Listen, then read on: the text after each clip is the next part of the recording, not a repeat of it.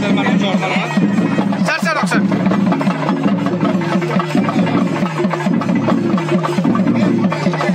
అన్న ఒకసారి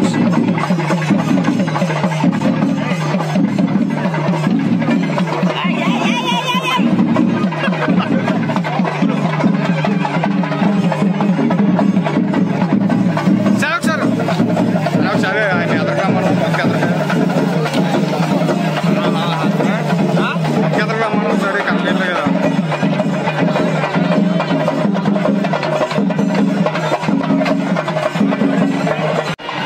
అన్న వస్తుంది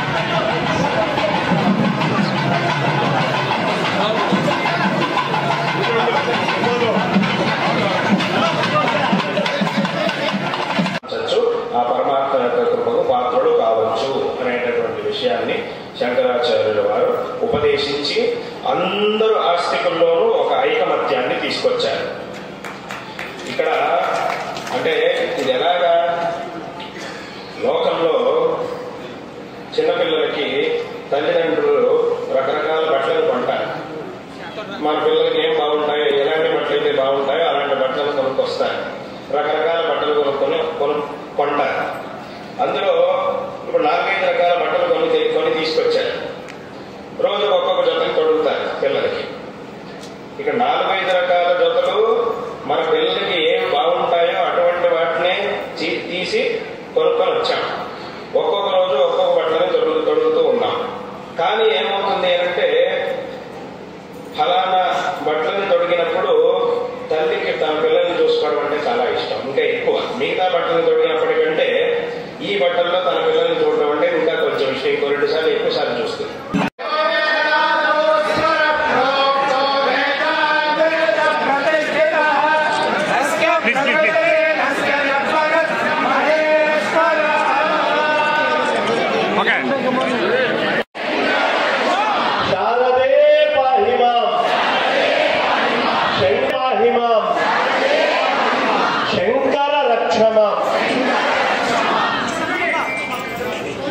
ఇవాళ నాయకంపల్లి గ్రామము చేసి దీన్ని నాశనం చేయాలి అని ప్రయత్నం చేస్తూ ఉన్నా కూడా ఇప్పటికీ ఈ ధర్మం ఇంత దృఢంగా ఉంది అని అంటే దానికి కారణం శంకర భగవత్పాదాచార్యులు వారు చేసినటువంటి ఆ ధర్మ సంస్థాపన.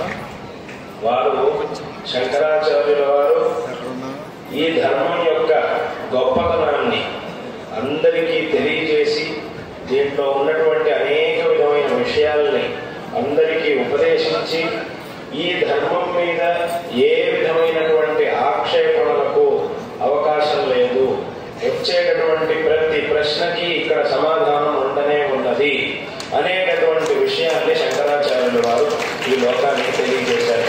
నువ్వు ఎన్ని ప్రశ్నలైనా అడుగు, అన్నిటికీ ఇక్కడ సమాధానం ఉండనే ఉన్నది.